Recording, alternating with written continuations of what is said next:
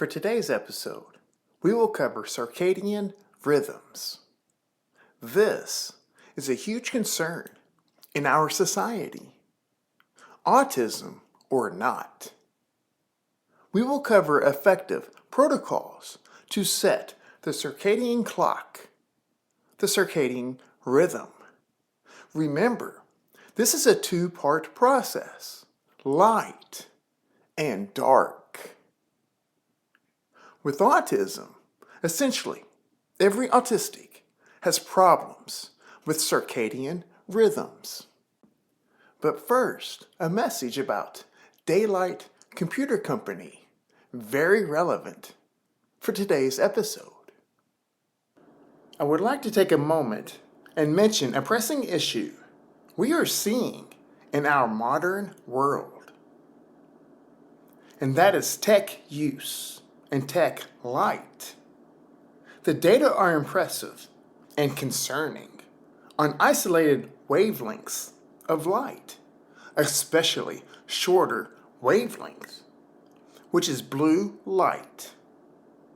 For those that don't know, we have chromophores, which are special proteins that absorbs specific wavelengths of light. For blue light, the light that is LED light and tech light, that protein is called melanopsin. Melanopsin is responsible for our circadian biology, physiology and cell functioning, hormone regulation, and even a connection to an area huge for mood. A consideration we should include is this protein was not even discovered until 1998. It seems important for us to understand how our biology uses the different wavelengths of light for various aspects of our biology. This blue light chromophore is our master controller, our master clock. Remember, circadian rhythm is a two-part process, two independent parts, light and dark. For a quick reference, see the 2017 Nobel Prize in Physiology and Medicine. But for now, I have something exciting. I want to introduce a product unlike any other product available. A highlight is the product from Daylight Computer Company created their product based on these factors. The Daylight computer is completely blue light free. It has no flicker. Short wavelength flicker is extremely harmful for our eyes and downstream biology.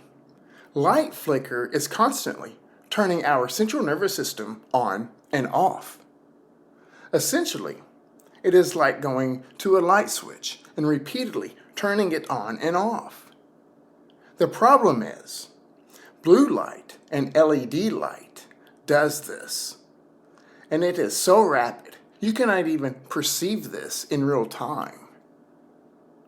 The Daylight computer is the lowest stimulation and foremost for sensory sensitive users. It is no question that the alternative product, especially when used at night, do not address or consider this in their product. It is so toxic to human biology. Big tech corporations have patents on how their short wavelength implicate the human nervous system. And a bonus, despite Daylight computer not having backlight, it is very functional for outdoor use. And of course, increased sunlight is always preferred. I am happy to offer a discount for the Daylight computer. You can use the code AUTISM for a $25 off coupon. Again, use the code AUTISM and the discount code for $25 off.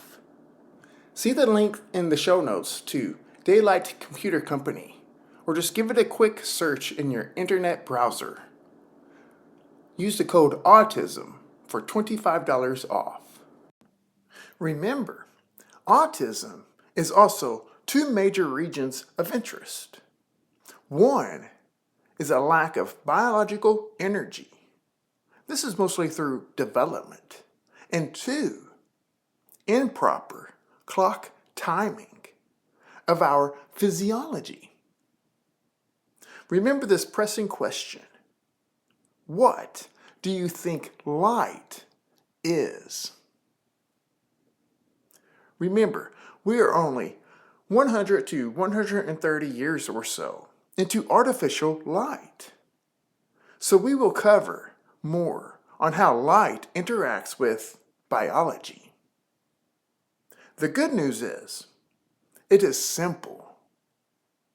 The bad news is, you will find it hard to change your behaviors.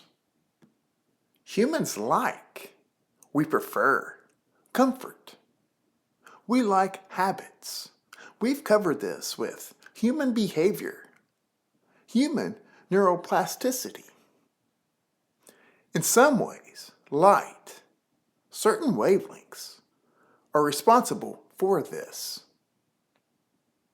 Let's review this. Sunlight, our source of natural light, is 280 nanometer to 3100 nanometer wavelengths.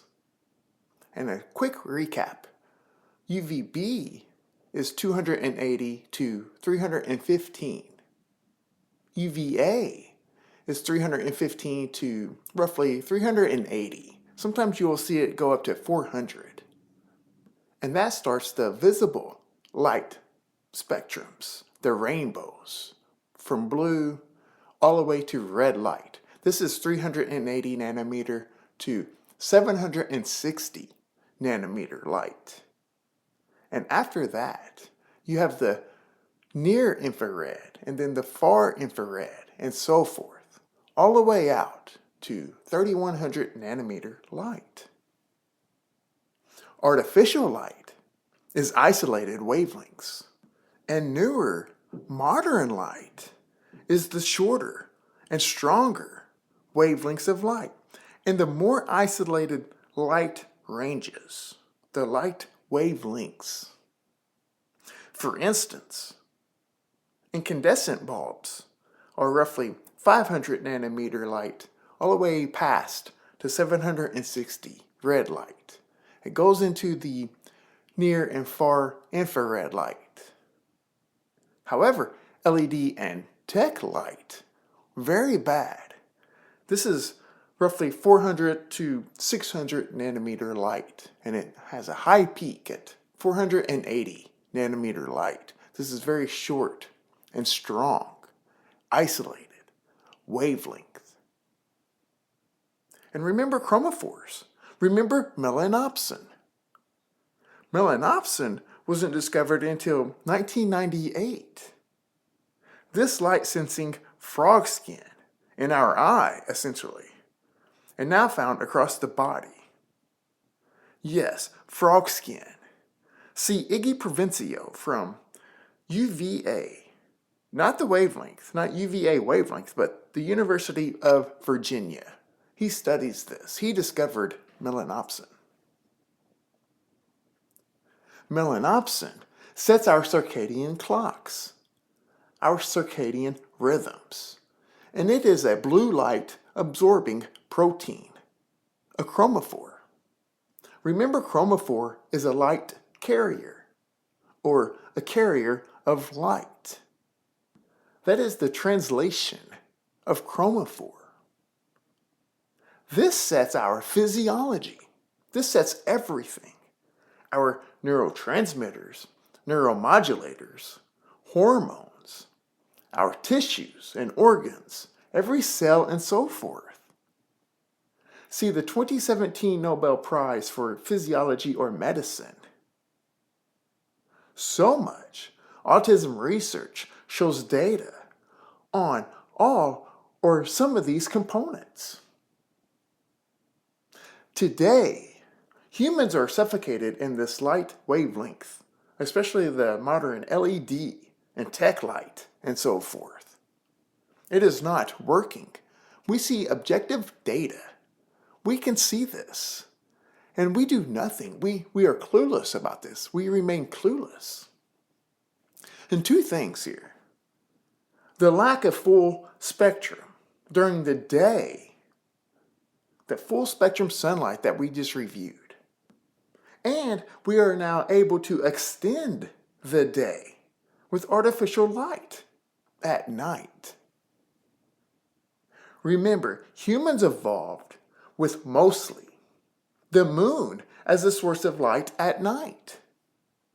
Vastly, very vast differences than modern light. For those that say, hang on, candles and fire. Good, that's still vastly different, however.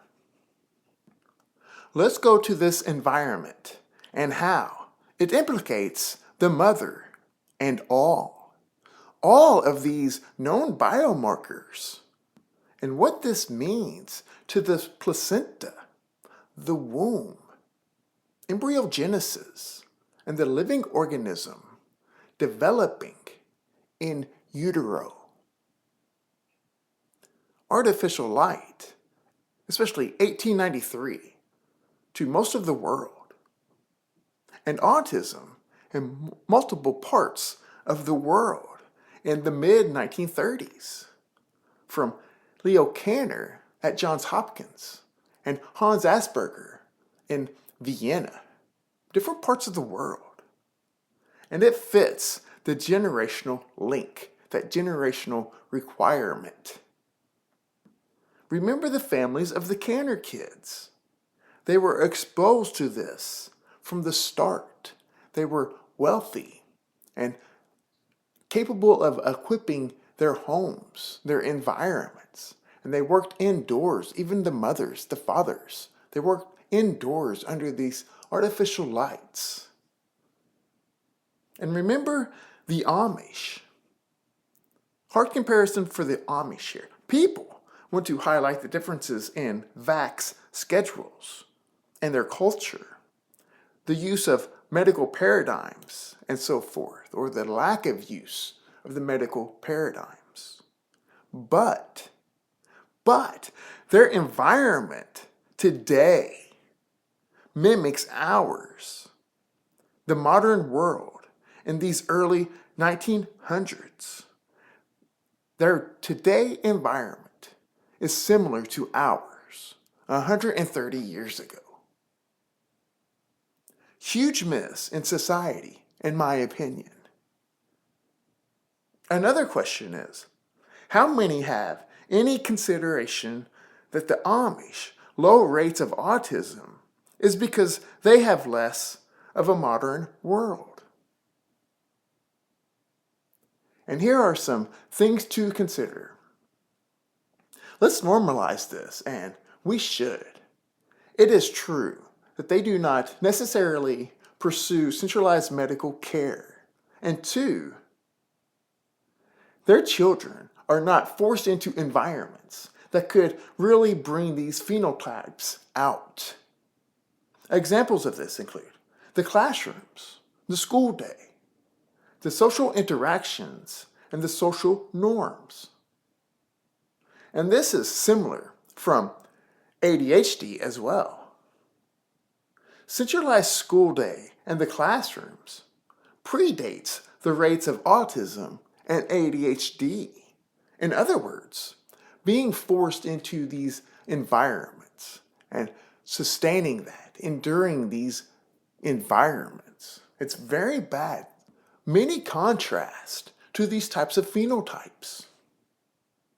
And I said that at the end of the Understanding the Origins of Autism Part 2 episode, when we covered Asperger's.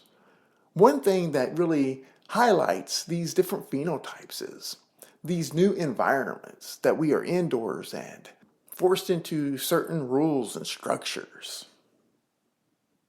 If we consider all of those factors, normalize the data sets, the comparison, the Amish will still have less rates. And this is because their environments, day and night, two big things there. Their environments, day and night, are similar to human environments 100 to 150 years ago. It is this simple.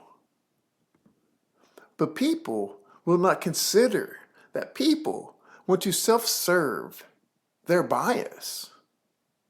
I want to normalize the data sets, the comparison groups, make that prediction.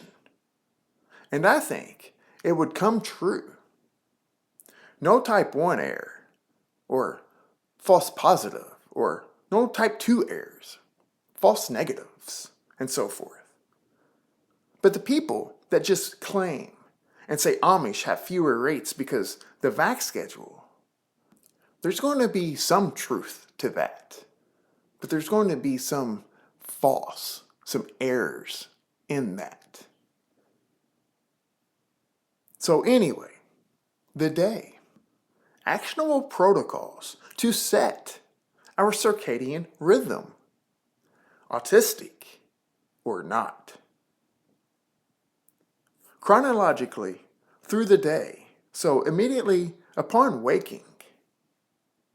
But first, remember, and probably something else overlooked. Shift work. This is new and absolutely no good for human biology. No good for our health, our well-being, and so forth. So immediately after waking, you need the sunlight within 1 hour after waking, at worst. The sooner after waking, the better. The more severe the autism, the more time you need outside.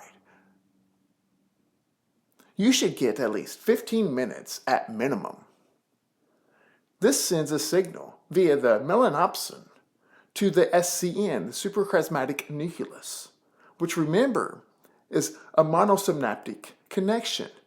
Melanopsin to the SCN is a direct monosynaptic connection.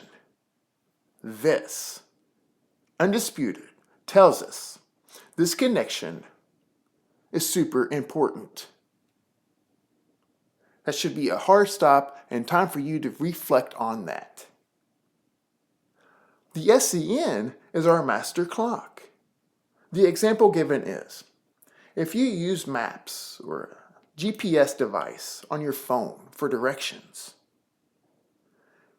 if the maps is not running faster than you are on the land while traveling, it will not tell you where to go in time. It will be delayed and you will miss a turn, miss your direction, miss your destination. You will get lost, have to detour. The GPS must be faster than you, than the movement on Earth. And this 15 minutes being outside will tell the hypothalamus, which is where the SCN is. It tells the hypothalamus to reach out to the pineal gland to start releasing melatonin 16 hours from this time. So hard stop here. The 16 hours will come whenever your hypothalamus is registering its day. This is why the sun is the best source, the only true source, unless you buy specialized equipment like Chroma light devices and so forth to supplement this power and the wavelengths. Now, normal artificial light can do this. It does do this, but it is delayed. It is not as efficient. It takes more time to register. Oh, it's daytime. So think about it. If it takes an extra 1 to 2 hours to register this, that melatonin is delayed on the back end of your day. And this is no good. Maybe you've been up for 2-3 hours and you're not getting enough power from the light source. So you are delaying melatonin 16 hours on top of that 2 to 3 hours that it's registering. So you might go 20 hours before that melatonin release.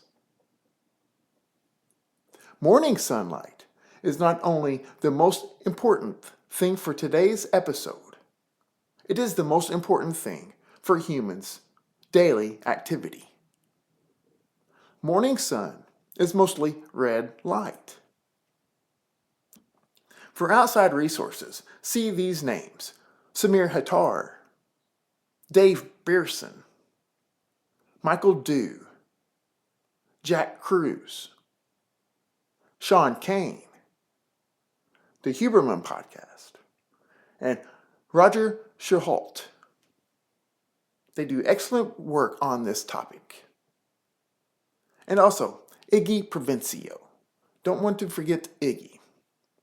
This morning sun is crucial for timing, efficiency of our physiology, hormones, cells, mitochondria matrix, specifically the TCA cycle.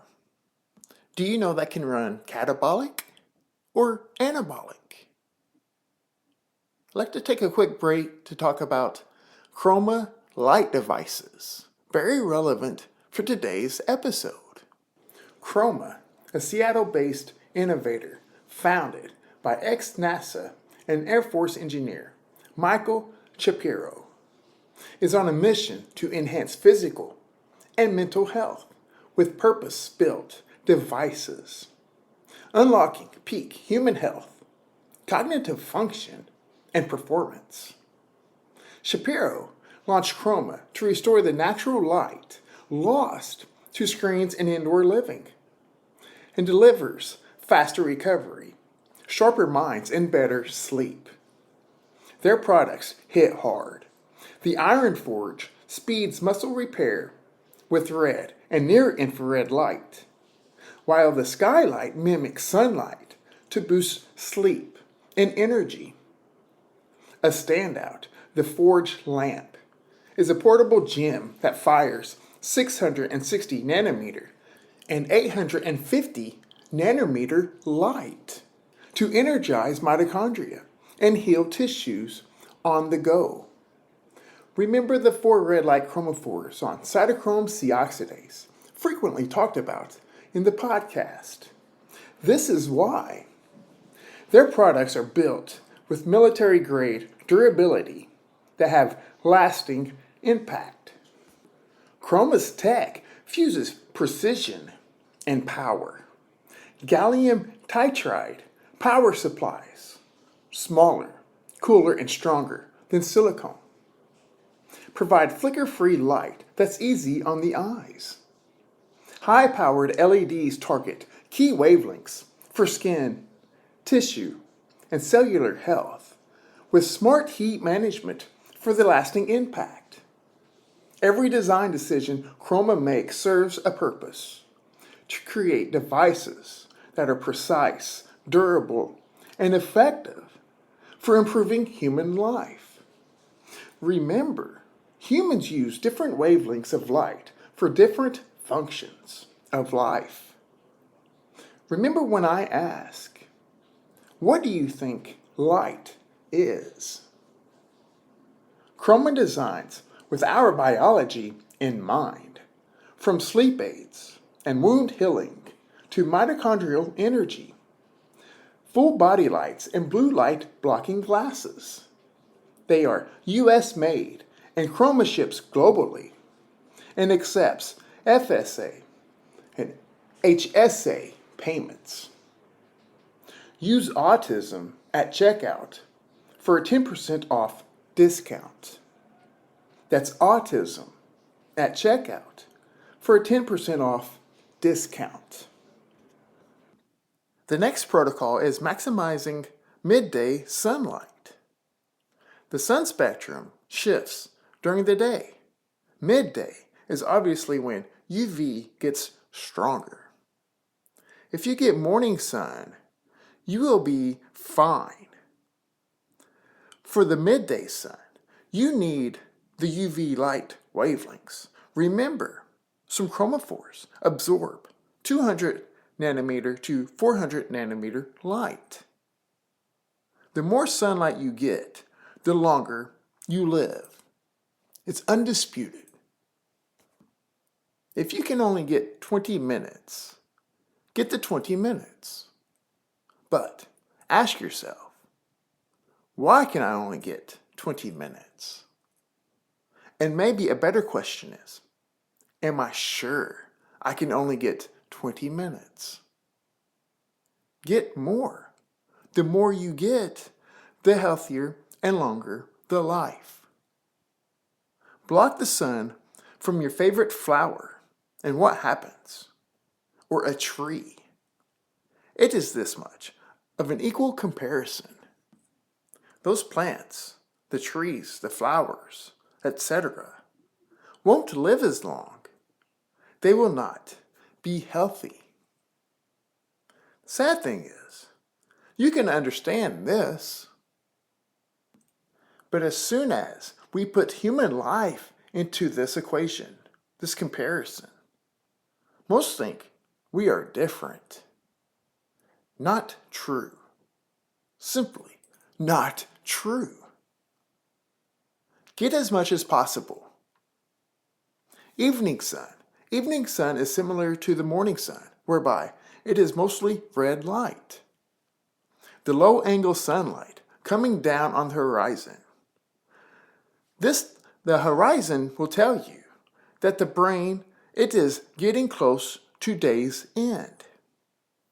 Now, a cool little thing that you can discover here, you can go out and see for yourself. With the right horizon, you need a flat horizon.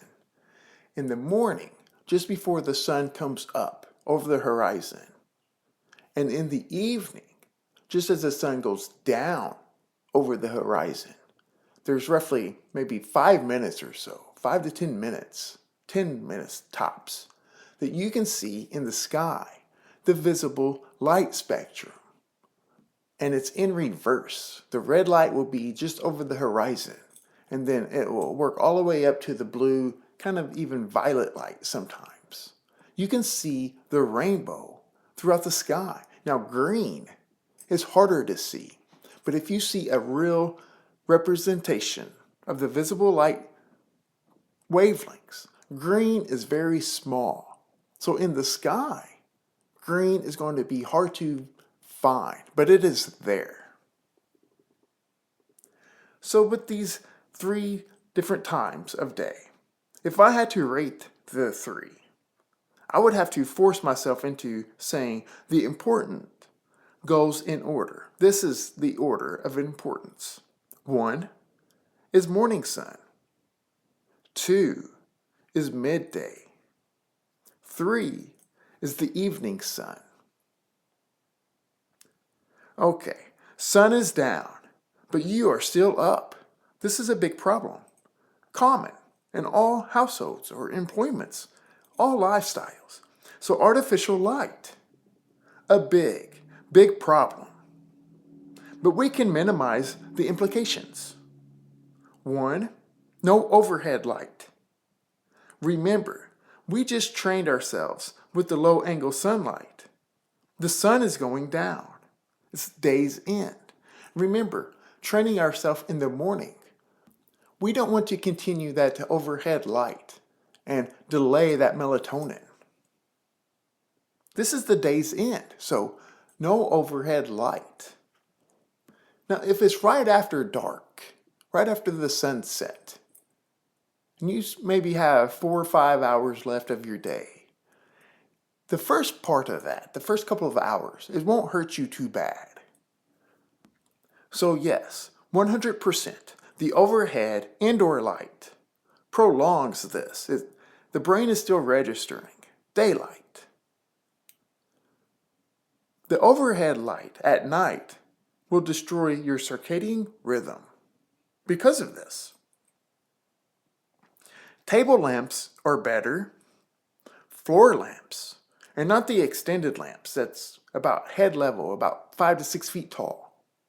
Normal table lamps, but on the floor, are even better. The closer to bedtime, 1 to 2 hours, as little light as possible. You start to taper down the light exposure. You should prepare for bedtime, transitioning into dark. Okay, the types of light are also crucial. The best are candles and fireplaces. The next best are red light, and then incandescent bulbs. So just imagine right now, you're exposed to different types of light at night. Maybe it's overhead. Maybe it's still the LED lights. Or maybe it's tech light. How many people are exposed to a device or cell phone, TVs, and so forth? This is a huge problem, overlooked problem with modern health. This is probably the number one issue. That is why the Daylight Computer Company is so advanced, so ahead of their time. It is the only product that can help this. And it helps it by not touching this biology that we're talking about. It will not interfere with it. So remember, a big takeaway here, an actionable tool that has awesome benefits is transitioning into reducing the overhead light and the amount and the intensity of the light, the types of light. This is an easy fix. Lastly, make bedtime, the sleep time, as dark as possible. No lights on at night during sleeping. This is non-negotiable. Your health will be so implicated with you having light on during sleep. This is so bad. The data are so impressive on just how much it interferes with human biology, especially cancer. And in case you don't know, the cause of autism, the rates of autism, is all over this episode today. What avoiding these practices will do for the mother, maternal, or future mother is in the origins of autism. We'll see. If you're listening to the podcast, listening to the episode, please feel free to leave a review or rating. In podcasting, reviews, ratings, and downloads are huge, and I very much appreciate your feedback. We have 5 stars on Apple Podcast. Very proud of that. You can catch me on X at RPS47586. I'm always open to having conversations about autism. Please feel free to reach out. I love the discussion of autism. You can check out the YouTube channel where you can see the full-length videos and shorts and clips. You can check out the hop link for links to all of the shows across different platforms. You can email me, info.fromthespectrum@gmail.com. And thank you for listening to From the Spectrum podcast.